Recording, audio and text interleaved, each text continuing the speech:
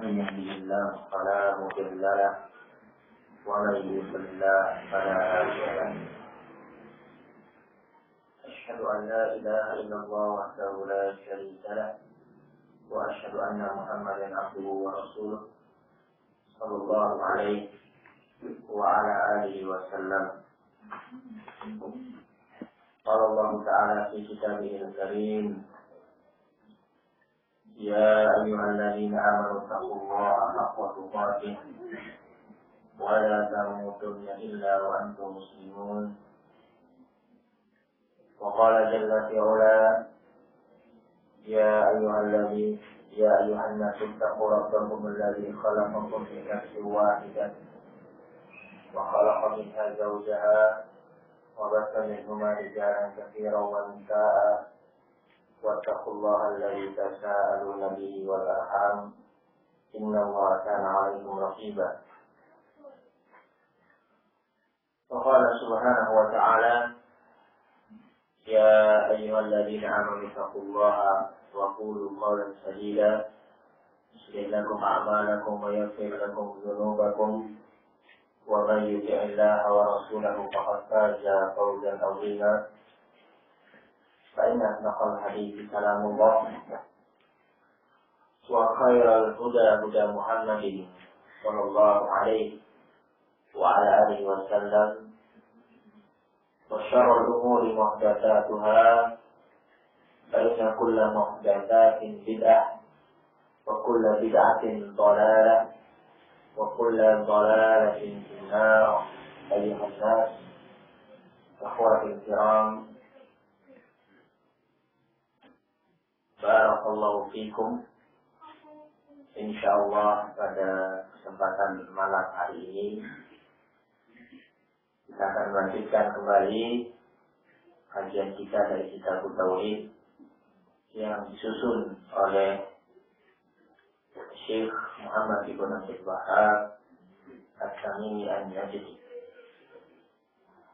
Baik, alhamdulillah, pada pertemuan sebelumnya kita telah menyelesaikan satu bab, yaitu bab tentang keutamaan tauhid dan apa-apa saja yang dihapuskan dengan tauhid tadi dari dosa-dosa yang dilakukan oleh Bani Adam.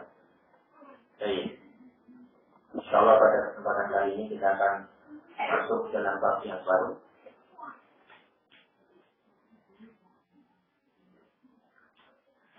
Bismillahirrahmanirrahim. Qala al-musannif rahimahullahu ta'ala: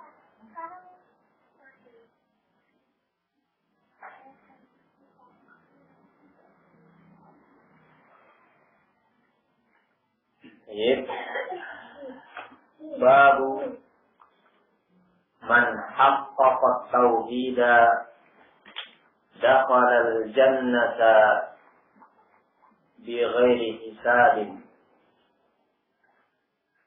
Bab barang siapa yang mentahqiq tauhidnya, maka dia akan masuk ke dalam jannah tanpa hisab. Baik.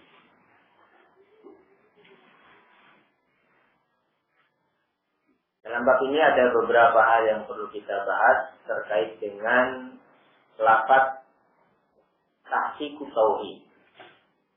Ya. Mentahqiq tauhid. Apa maksudnya? Maksudnya adalah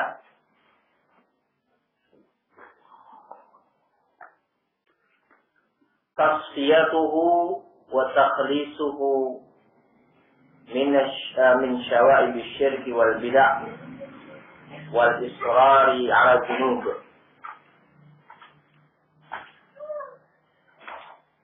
Yang dimaksud dengan mentahqiq tauhid adalah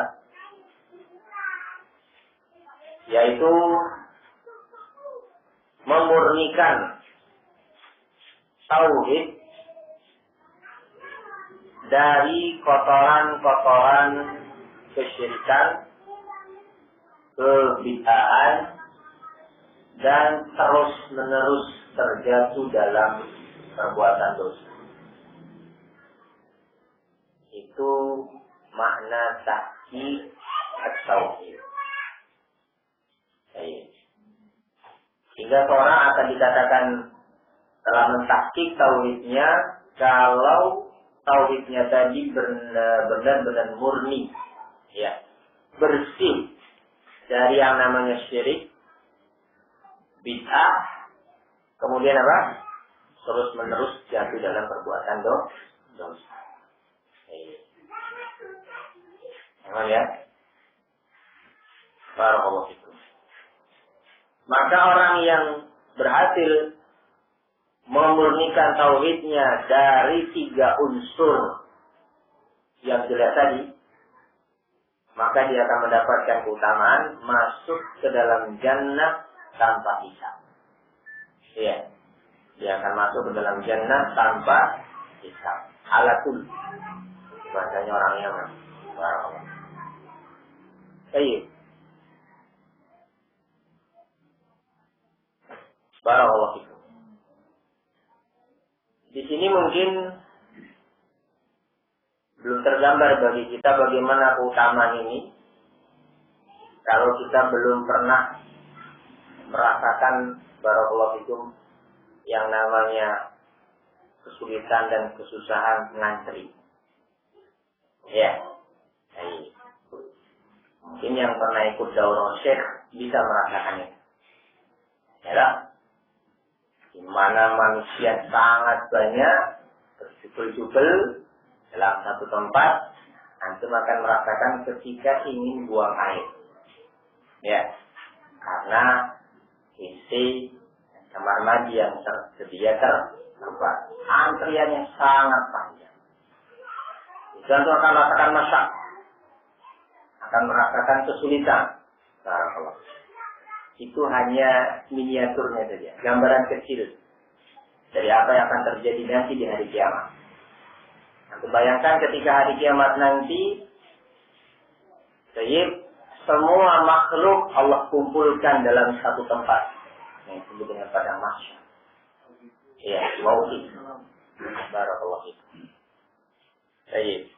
Itu dari apa?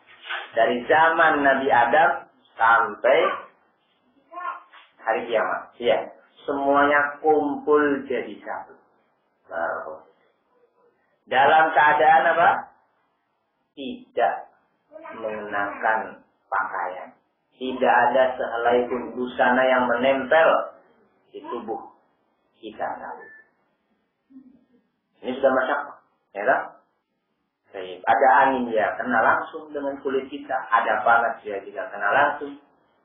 Ditambah lagi barakallahu fikum, matahari saat itu didekatkan. Ya, sampai dengan jarak 1 jengkal. Ini masyarakat yang luar biasa. Yang pernah merasakan sulitnya ngantri bisa membayangkan, ya, bagaimana mengerikan, bagaimana kesulitan yang akan dialami oleh seorang ketika dia berada di dalam masyarakat. Dalam keadaan demikian, ada beberapa orang yang mendapatkan kekhususan dari Allah Subhanahu wa taala. Ya. Yang mendapatkan keutamaan dari Allah Subhanahu wa taala. Mereka adalah orang-orang yang mau berkorban dari jiwa dan raga barakallahu fikum untuk agama ini. Sehingga mereka layak untuk mendapatkan kehormatan nanti di hari kiamat. Di antara orang-orang tersebut adalah orang-orang yang memurnikan tauhidnya dari kotoran syirik, kotoran bid'ah, dan terus menerus dalam maksiat. Apa itu? Mereka tidak perlu capek-capek ngantri. Ya, tidak perlu apa? Capek-capek ngantri pada hari kiamat nanti. Ketika sidang digelar, maka apa? Gak ikut sidang. Mereka langsung ke tahapan berikutnya.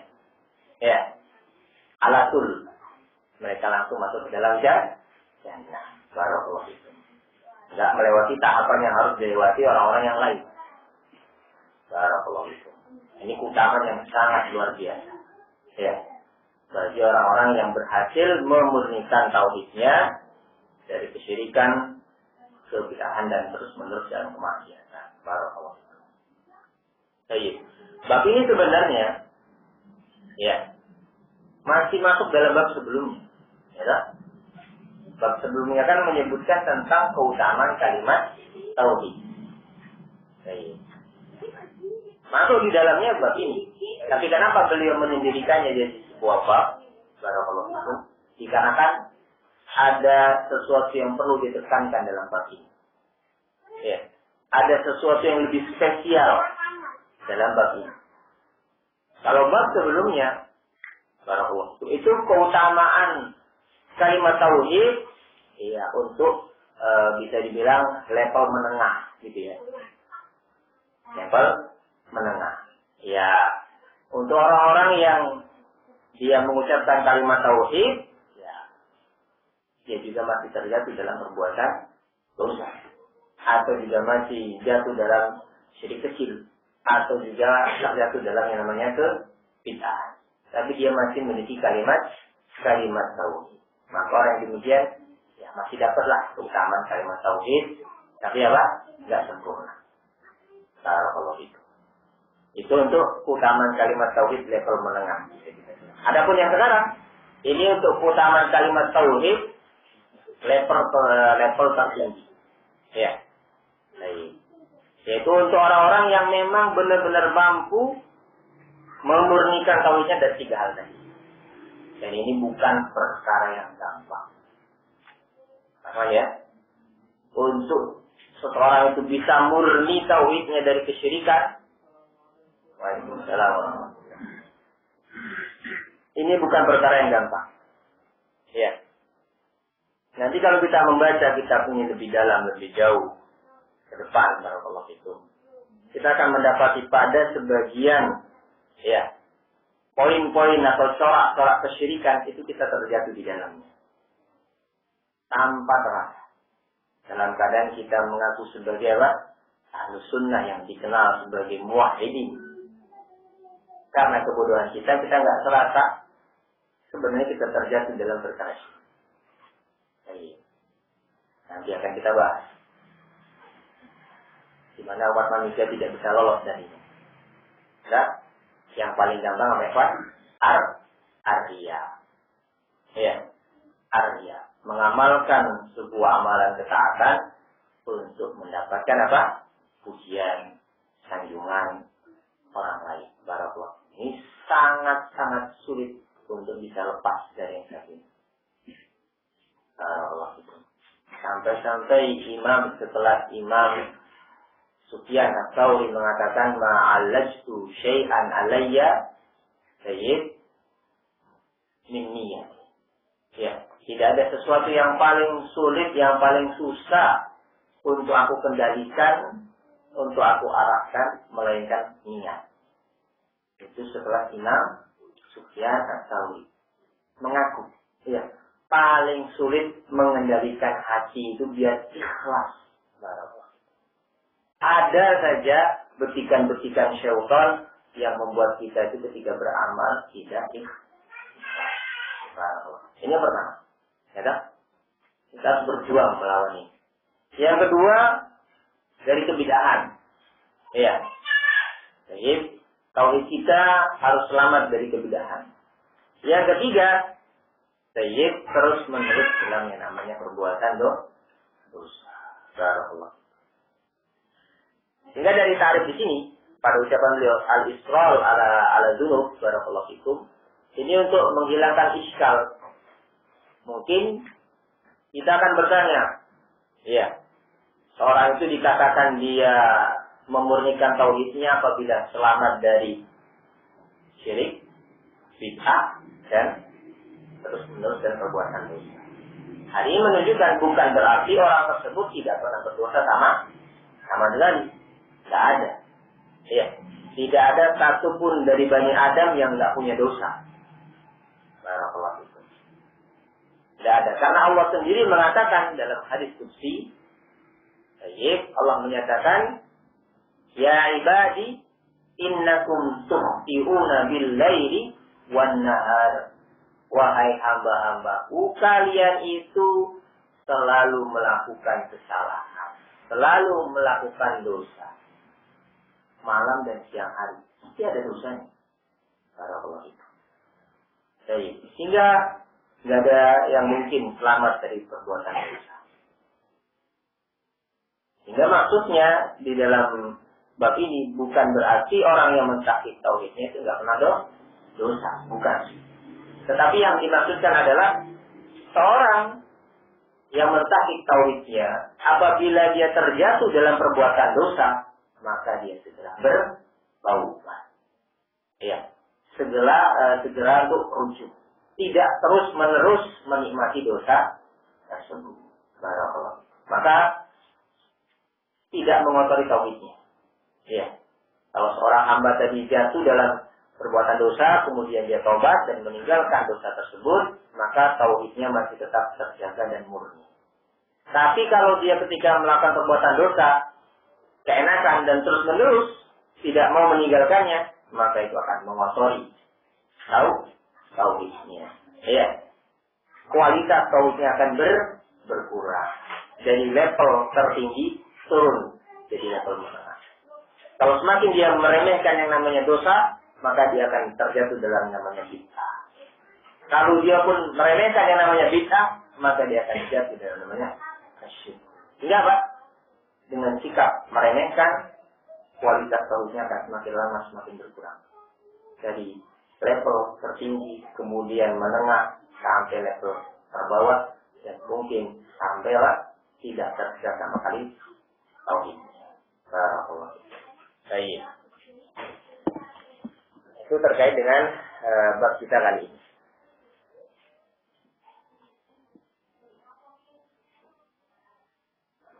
Al-Sani rahimahullah ta'ala berkata, penulis semoga Allah merahmati beliau, wa qaulullah ta'ala, dan dalilnya adalah firman Allah subhanahu wa ta'ala, inna Ibrahima kana ummatan qanitan lillah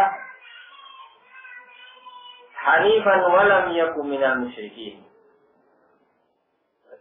Sesungguhnya Nabi Ibrahim alaihissalam, beliau adalah ummah. Ya. Ummah di sini maknanya apa, Mas Heri? Sesungguhnya Nabi Ibrahim adalah ummah. Maksudnya apa? Imam. Ahsanta. Tidak. Ya. Sesungguhnya Nabi Ibrahim itu adalah imam. Ya. Bagi orang-orang setelah. Beliau adalah qudwah, teladan, ya, bagi kaumnya dan juga orang-orang setelah beliau. Barakallahu fikum. Ini Allah yang langsung memberikan rekomendasi kepada Nabi Ibrahim. Ya. Dan untuk sampai pada tingkatan yang demikian, barakallahu fikum, beliau banyak sekali, ya, pengorbanannya. Seorang itu akan sampai pada tingkatan imamah, menjadi seorang pemimpin dalam agama ini, harus ada dua persyaratan padanya. Barakallahu. Ini disebutkan oleh Al-Imam Ibnu Taimiyah rahimahullahu ta'ala. Baik. Beliau menyatakan tunalu bil sayyid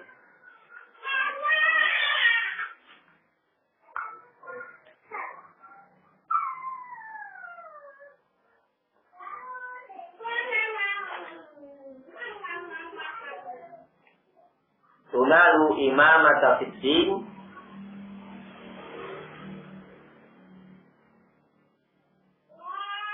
bisabri wal yaqin.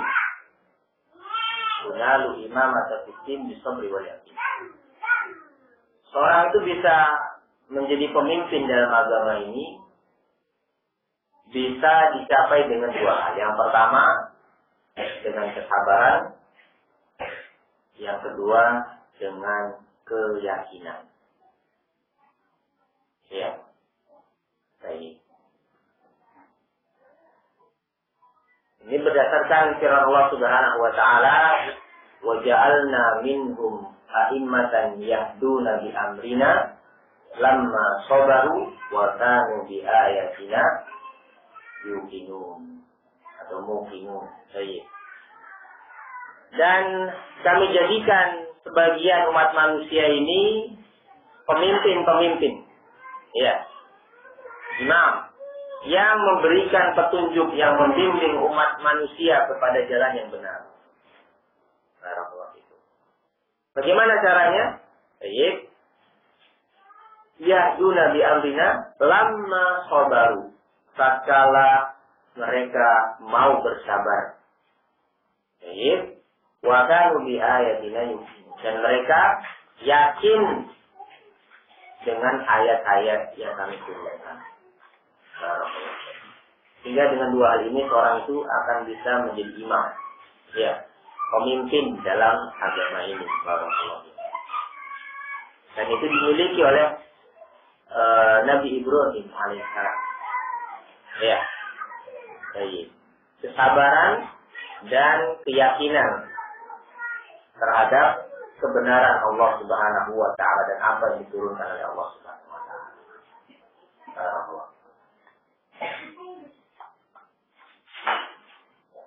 Baik.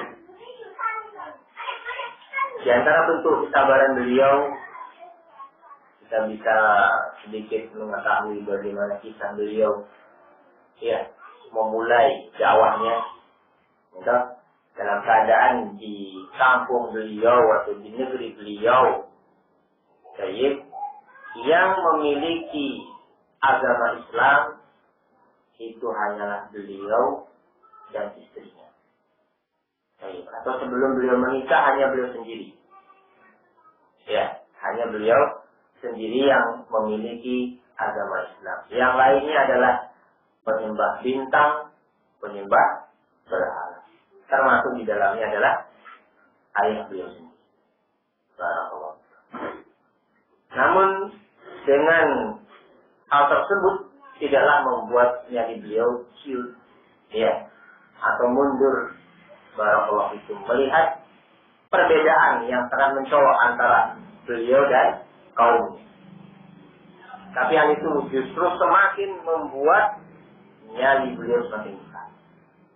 Ya, hal ini dibuktikan ketika beliau berani menghantam patung berhala-berhala yang dimiliki oleh kaumnya. Dan beliau selalu mengajak kaumnya untuk berdialog, ya. Sayyid mengajak kaumnya untuk berpikir menggunakan rasio, menggunakan akal sehat. Di antara tindakan tadi, di antaranya adalah tindakan tersebut. Beliau sengaja menghancurkan berhala-berhala milik kaumnya untuk membuat mereka itu berpikir. Ya, untuk mereka itu membuat mereka itu mau menggunakan akal sehatnya. Jadi, itu beliau lakukan ketika apa? Mereka ada ritual di tempat yang lain, sehingga tempat ibadah itu sepi dan beliau hantam semua berhala-berhala yang ada, disisakan satu berhala yang besar. Kemudian apa? Alat yang beliau gunakan untuk memukul tadi disematkan kepada berhala tersebut.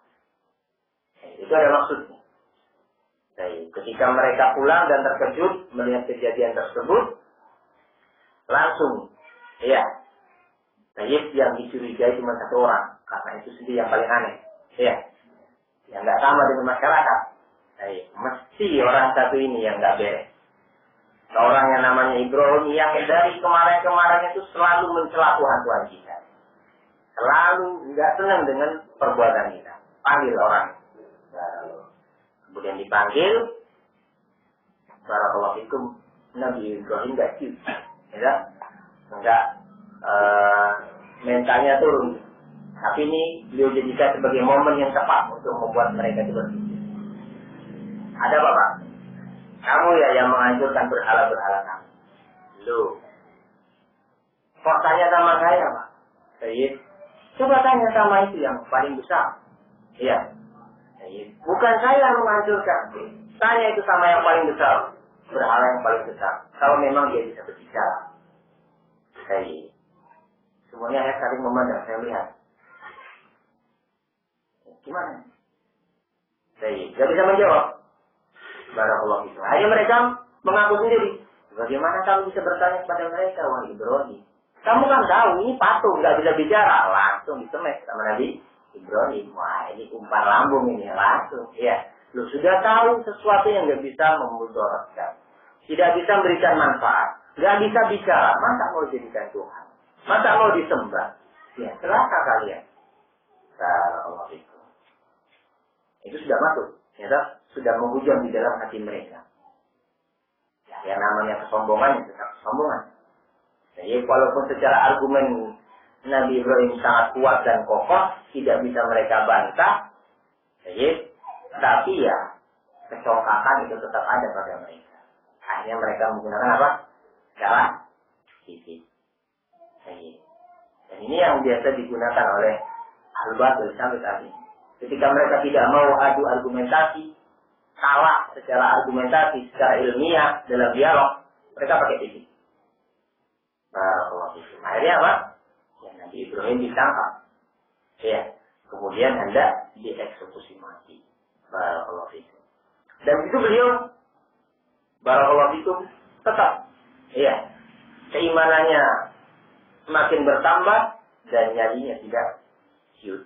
Barakallahu fikum. Tetap sabar dan yakin bahwasanya kemenangan itu hanyalah milik kebenaran. Barakallahu fikum. Beliau hendak dieksekusi mati dengan cara apa? Dibakar. Ya. Baik. Ketika beliau hendak dibakar, itu caranya cukup unik. Ya. Menggunakan ketapel. Jadi jasad beliau itu diletakkan di ketapel yang besar, kemudian dilemparkan ke udara, kemudian nanti nyemplung di kobaran api tadi. Itu menunjukkan kobaran apinya itu besar dan sangat panas, hingga orang nggak bisa dekat. Tinggal untuk memasukkannya harus dari jarak jauh. Baik, barakallahu. Nah, ketika beliau jasadnya sedang ada di udara, tiba-tiba ada seorang malaikat yang datang kepada beliau. Ya, baik. Gimana Ibrahim? Butuh bantuan? Baik. Tak hancurkan mereka semua. Ya. Tak porak-porandakan semuanya. Tak timpakan mereka pakai gunung biar mampus semuanya. Di sini Nabi Ibrahim kembali membuktikan, ya, bagaimana kesabaran beliau, bagaimana keimanan beliau kepada Allah. Beliau mengatakan, kalau minta bantuanmu, namanya tidak naik. Ya, jadi hasbiyallah wa ni'mal wakil. Cukuplah pembantu saya yang akan menolong saya Allah. Dan Allah adalah sebaik-baik wakil bagi saya. Jadi, hanya ya tetap pasrah. Nabi Ibrahim tidak meminta bantuan kepada malaikat tadi. Barakallahu fikum. Akhirnya Pak, ya, beliau benar-benar jemplung ke dalam kobaran api tadi. Dan Allah juga membuktikan janjinya. Allah mengatakan, ya naru kuni bardan wa salaman ala Ibrahim. Wahai api, hendaklah kamu menjadi dingin dan memberikan keselamatan bagi Nabi Ibrahim. Setelah nyemplung ke dalam api, bukan rasa kepanasan, tetapi apa? Malah kedinginan. Barakallahu fikum. Baik. Itu satu ujian, cobaan bagi beliau. Tapi beliau mau tetap sabar menerima itu dan yakin bahwasanya kebaikan itu adalah akhir dari sebuah kejujuran. Ya, kebaikan itu adalah akhir dari kebenaran. Barakallahu fikum. Baik. Ujian itu bukan hanya satu kali menimpa Nabi Ibrahim AS. Ya. Beliau juga harus diuji bagaimana ketundukannya terhadap syariat Allah Subhanahu wa taala. Ketika beliau memasuki usia yang cukup tua, ya, Allah Subhanahu wa taala memberikan syariat untuk apa? Sunat. Ya. Itu usia yang cukup tua. Barakallahu fikum. Ini kalau orang yang rasa imannya itu kurang dan sabarnya nggak ada, maka akan malu. Ya, masa sudah gede kayak gini masih disulat, gimana itu? Pikirannya macam-macam. Tapi Nabi Ibrahim dengan pasrah. Ya, jadi yakin bahwasanya itu adalah kebenaran dan akan mendatangkan kebaikan. Sabar menerima itu. Barakallahu fikum. Baik.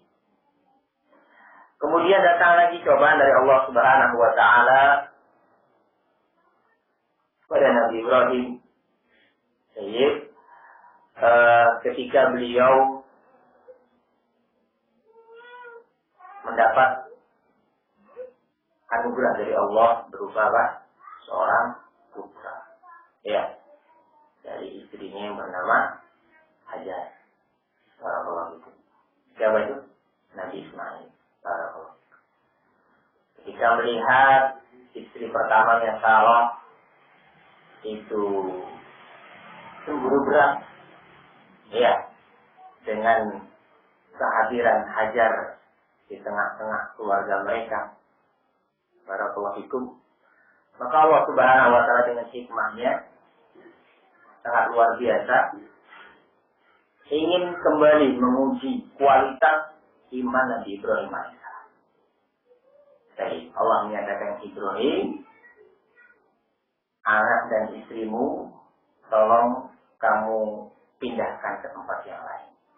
Ya, di sebuah lembah yang tidak berpenghuni.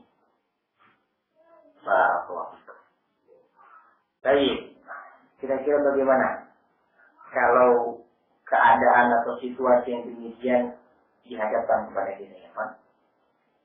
Baru dapat seorang putra, ya, itu pun sudah menikah bertahun-tahun lamanya, ya toh? Lagi lucu-lucunya, masya Allah, ya. Baik. Dalam keadaan mending kalau kita meninggalkan mereka sama keluarga kita, ya, sama bapaknya, sama ibunya, ya, kita bisa tenang. Ini Allah memerintahkan beliau untuk meninggalkan istrinya di sebuah lembah yang tidak berpenghuni. Barakallahu fikum. Apa enggak? Sangat-sangat berat ujian ini. Tapi sekali lagi Nabi Ibrahim membuktikan kualitas keimanan. Barakallahu fikum. Dan beliau yakin ini adalah kebaikan.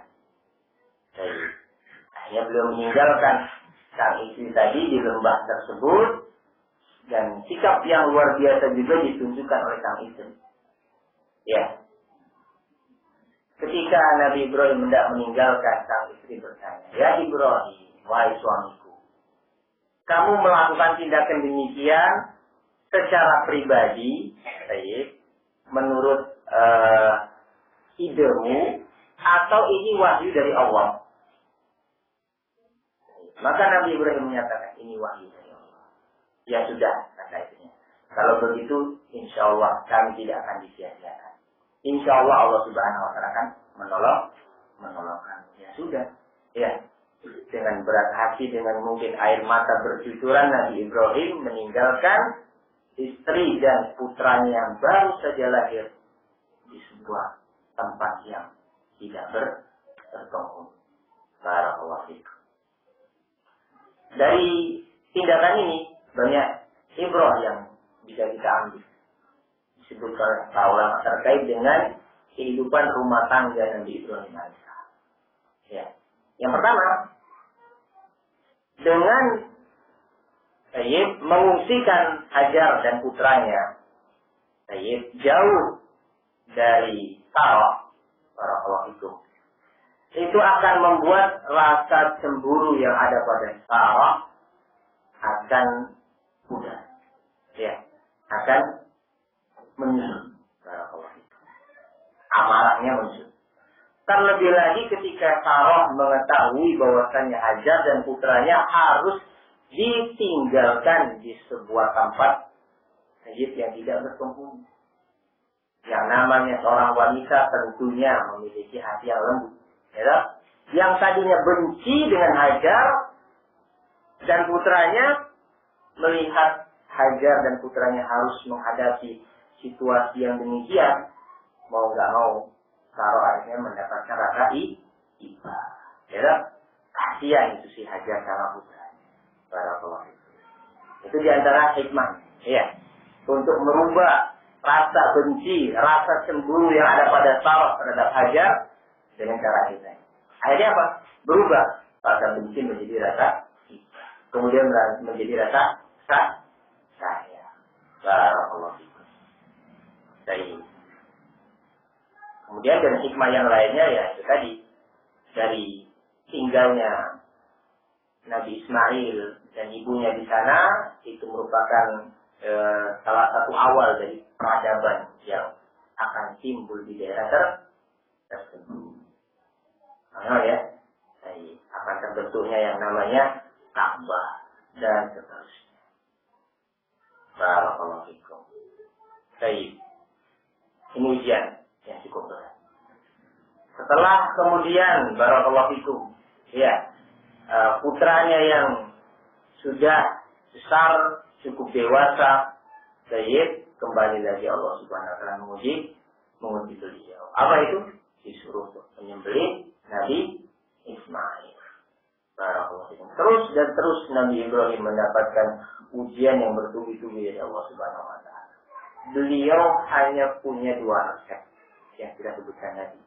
Ya, untuk bisa tetap kokoh, seorang itu harus sabar dan yakin. Barakallahu fikum. Ya. Itu juga yang harusnya kita miliki. Ya, terutama ketika kita berupaya untuk benar-benar memegang agama ini, barakallahu fikum, mengamalkannya, ya, menerapkannya dalam kehidupan kita sehari-hari. Butuh yang namanya kesabaran dan butuh yang namanya keyakinan. Barakallahu fikum. Kalau kita nggak memiliki dua ini, ya, barakallahu fikum, ya, kita akan apa? Jauh, ya, dari siratal mustaqim, dan kita tidak akan mampu menjadi teladan barakallahu fikum bagi yang lainnya. Baik, itu yang pertama, rekomendasi Allah Subhanahu wa taala kepada Nabi Ibrahim. Kemudian qanitan lillah. Beliau adalah seorang yang qanit terhadap Allah Subhanahu wa taala. Lafaz qanit ini disebutkan oleh mereka para ulama memiliki banyak makna. Baik. Tetapi semua makna tadi disebutkan oleh Ibnu Qayyim rahimahullah taala kembali kepada satu hal, yaitu dawamut ta'ah. Dawamut ta'ah. Terus menerusnya seseorang di dalam taat. Itu maknanya qanit. Seseorang yang selalu melakukan ketaatan kepada Allah. Ini yang kedua dari keutamaan Nabi Ibrahim. Ya. Selain beliau merupakan imam, teladan bagi umat manusia, beliau juga adalah orang yang selalu dan terus menerus di atas ketaatan kepada Allah Subhanahu wa taala. Baik. Hanifan. Beliau juga orang yang hanif. Ini poin yang ketiga. Hanif maknanya disebutkan oleh Ibnu Qayyim rahimahullah taala. Maknanya adalah baik, al-muqbilu 'ala Allah, al-mu'ridu an kulli ma siwa. Hanif maknanya adalah seseorang yang menghadapkan, ya, jiwanya kepada Allah Subhanahu wa taala dan berpaling dari segala sesuatu selain Allah Subhanahu wa taala. Menunjukkan beliau adalah orang yang memang benar pasrah kepada Allah Subhanahu wa taala. Menyerahkan semua urusannya kepada Allah. Dan beliau tidak bersandaran kepada makhluk selain Allah Subhanahu wa taala. Baik. Walam yaku minal musyrikin, dan beliau tidak termasuk dalam golongan orang-orang yang musyrik, orang-orang yang berbuat syirik. Barakallahu. Baik. Ini ada satu hal yang perlu kita ingatkan, ya. Bahwasanya tidaklah mengurangi tauhid seseorang ketika seorang hamba itu meminta bantuan atau pertolongan kepada makhluk. Ya, jangan sampai kita salah paham ketika memahami. Hanif maknanya adalah orang yang hanya pasrah kepada Allah dan berpaling dari makhluk. Bukan berarti di sini orang ini enggak butuh bantuan makhluk. Ya. Bukan berarti orang yang satu ini bisa mengerjakan seluruh pekerjaannya dengan sendirinya. Bukan itu maksudnya. Ya. Bukan berarti apabila ada seseorang yang minta bantuan kepada orang lain, minta pertolongan kepada orang lain, kerjasama dengan orang lain, nah ini tauhidnya nggak beres. Bukan. Karena ya, baik. Sehingga maknanya adalah seorang tersebut apabila dia meminta bantuan makhluk, meminta pertolongan kepada orang yang lain, tetapi hatinya saat itu tetap menyandarkan semua urusan kepada Allah. Karena ya, ketika dia meminta bantuan kepada orang lain, kepada temannya, Pak, saya ini ada rencana sama keluarga pengen liburan, saya ke Bogor, saya demikian ya. Ini tolong rumah saya dijaga. Nah, ketika dia mengucapkan hal ini, seorang yang tauhidnya sempurna, barakallahu fikum, hatinya tidak bertawakal kepada orang lain. Ya. Dia tetap menyerahkan semuanya kepada Allah. Cuma orang tadi hanya dijadikan sebagai wasilah saja, perantara saja, atau sebagai asbab, sebagai sebab untuk mendapatkan keamanan saya. Barakallahu fikum. Itu makna. Paham ya? Enggak, maksudnya bukan berarti seorang muwahhid itu orang yang semuanya mengerjakan dengan sendirinya, bukan. Yang dimaksudkan adalah orang yang hatinya itu selalu terkait kepada Allah. Baik, ini namanya muwahhid. Baik. Sekarang yang kita bahas mengenai keterkaitan antara ayat ini dengan bab. Kita akan membahas bab barang siapa yang memurnikan tauhidnya dari syirik, dari bid'ah, dan dari terus-menerus dalam kemaksiatan, maka dia akan masuk ke dalam jannah tanpa hisab. Terus kaitannya apa ayat ini dengan bab? Ya? Mana di situ lafaz mentahki tauhid, mana di situ lafaz masuk jannah tanpa hisab? Enggak ada. Maksud dari beliau menyebutkan ayat ini, barakallahu fikum, di sini beliau ingin menyebutkan kepada kita biografi sebuah figur yang telah berhasil merealisasikan atau memurnikan tauhidnya. Siapa? Nabi Ibrahim. Contohnya. Ya. Contoh orang yang berhasil memurnikan tauhidnya adalah Nabi Ibrahim. Beliau menyebutkan di dalam ayat disebutkan beberapa poin. Ya, ada 4 poin kenapa Nabi Ibrahim dikatakan sebagai orang yang telah berhasil memurnikan tauhidnya. Barakallahu.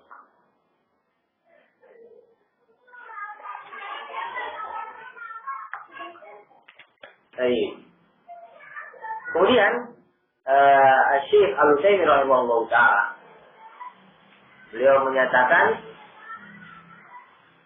ketika Allah Subhanahu wa ta'ala itu menyebutkan di dalam ayat Al-Quran kisah-kisah para anbiya, kisah-kisah orang yang soleh, kemudian kisah-kisah orang-orang yang menentang Allah Subhanahu wa ta'ala, barakallahu fikum, itu ada maksudnya, itu ada faedah.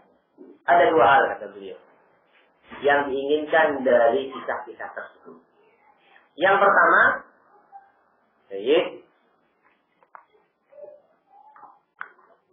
untuk menunjukkan bahwasanya Allah Subhanahu wa taala mencintai orang tersebut. Ya, ketika Allah menceritakan kisah-kisah para nabi, kisah-kisah orang saleh, itu bukan hanya sekedar dongeng, ya, pengantar tidur, bukan. Tetapi maksudnya agar supaya kita tahu bahwasanya Allah Subhanahu wa taala mencintai orang tersebut. Nah, kalau kita sudah tahu orang tersebut dicintai oleh Allah Subhanahu wa taala, maka apa? Kita harus mencintai orang tersebut. Itulah yang dimaksud dengan al-hubbu fillah walillah. Ya, wabillah. Cinta karena Allah. Itu maksudnya. Dan itu termasuk prinsip agama. Ya. Kita mencintai seseorang itu karena Allah, benci juga karena Allah. Barakallahu fiik. Ini kecintaan dan kebencian yang ilmiah. Ya. Ini kecintaan dan kebencian yang sesuai dengan syariat. Baik. Kemudian hal yang kedua yang bisa kita ambil, dari membaca kisah-kisah para nabi dan orang saleh tadi adalah yaitu al-iqtida'u bihim. Ya. Mencontoh dan meneladani mereka. Sehingga sengaja Allah Subhanahu wa taala menyebutkan kepada kita tentang kisah-kisah para nabi, kisah-kisah orang saleh. Apa tujuannya? Biar kita itu termotivasi, biar kita itu semangat untuk meneladani mereka, untuk mencontoh mereka. Barakallahu fikum. Baik. Nah, qadana fi qasasihim ibratun liulil albab, kata Allah. Dan sungguh pada kisah-kisah mereka itu terdapat pelajaran yang berharga bagi orang-orang yang memiliki apa? Memiliki pikiran yang cerdas. Barakallahu fikum. Ini ayat yang pertama, ya. Sehingga keterkaitan ayat ini dengan bab dari sisi apa? Beliau ingin menyebutkan kepada kita sebuah profil figur seorang tokoh yang telah berhasil memurnikan tauhidnya, yaitu Nabi Ibrahim alaihissalam. Baik. Selanjutnya, waqala, dan Allah Subhanahu wa taala menyatakan, innal ladzina hum min khasyati rabbihim musyfiqun. Ila qawlihi wal ladzina hum bi rabbihim la yusyrikun. Surat Al-Mu'minun ayat ke 57 sampai 59. Allah menyatakan sesungguhnya mereka adalah orang-orang yang sangat takut kepada Rabb-Nya. Sampai pada ucapan Allah Subhanahu wa taala, dan mereka adalah orang-orang yang tidak melakukan kesyirikan sedikit pun kepada Rabb-Nya. Barakallahu fikum. Baik. Ayat ini juga sama keterkaitannya dengan bab. Dari sisi di sini beliau ingin menyebutkan beberapa sifat atau kriteria orang-orang yang telah dianggap memurnikan tauhidnya. Yaitu orang-orang yang hanya takut kepada Allah dan orang-orang yang tidak melakukan kesyirikan. Barakallahu fikum. Baik. Adapun setelahnya itu hadis yang cukup panjang. Jadi insyaallah akan kita bahas, akan kita kaji pada kesempatan yang akan datang, dan juga faedah-faedah terkait dengannya. Wallahu ta'ala a'lam bishawab. Naktafi bihadzal qadar insyaallah. Subhanakallahumma wa bihamdika asyhadu an la ilaha illa anta astaghfiruka wa atubu ilaik. Tafadhalu barakallahu fikum.